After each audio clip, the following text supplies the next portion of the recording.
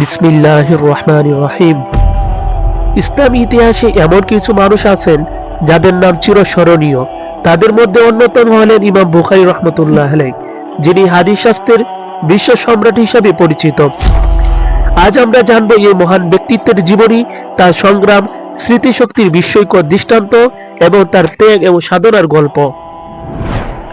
ইমাম বুখারী রহমতুল্লাহ আলাইহ জন্মগ্রহণ করেন ১৯৪ হিজরির ১২ শাওয়াল, যা খ্রিস্টীয় হিসাবে ৮১০ সালের ১৯ জুলাই। তার জন্মস্থান ছিল ঐতিহাসিক বুখারা নগরী। তার নাম মুহাম্মদ, উপনাম আবু আব্দুল্লাহ। তার উপাধি আমিরুল মুমিনিন ফিল হাদিস।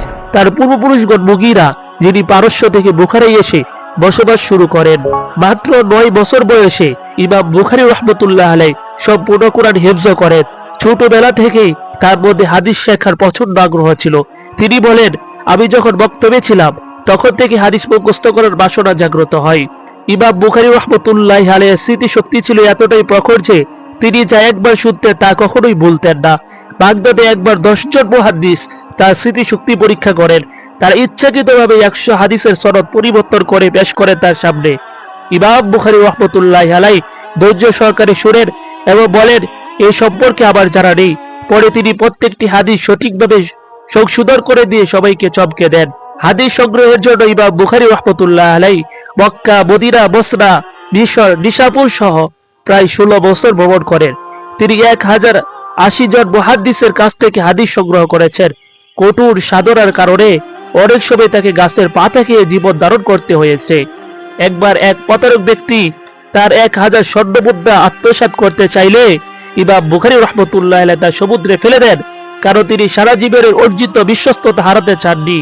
বুখারার শাসক তাকে রাজ দরবারে ডেকে নিয়ে তার সন্তানকে একাত্মে শিক্ষা দেওয়ার অনুরোধ করেন, কিন্তু ইমাম বুখারী রহমতুল্লাহ আলাইহ বিনয়ের সাথে তা প্রত্যাখ্যান করেন এবং বলেন, আমি ইলমকে রাজাদের দরবারে নিয়ে গিয়ে হেই করতে পারি না। ফলে শাসক তাকে দেশান্তর করতে বাধ্য করেন।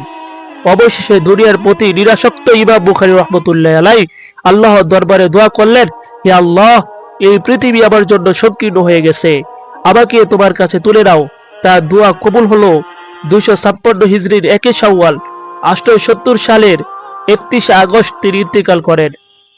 ইমাম বুখারী রহমতুল্লাহ আলাইহ রচিত সংকলিত সহিহ বুখারী গ্রন্থ বিশ্বজুড়ে ইসলামের অন্যতম প্রামাণ্য দলিল হিসেবে গণ্য করা হয়। তার জীবন আমাদের শিক্ষা দেয়, সততা, ধৈর্য এবং ইলমের জন্য ত্যাগ কখনো বৃথা যায় না।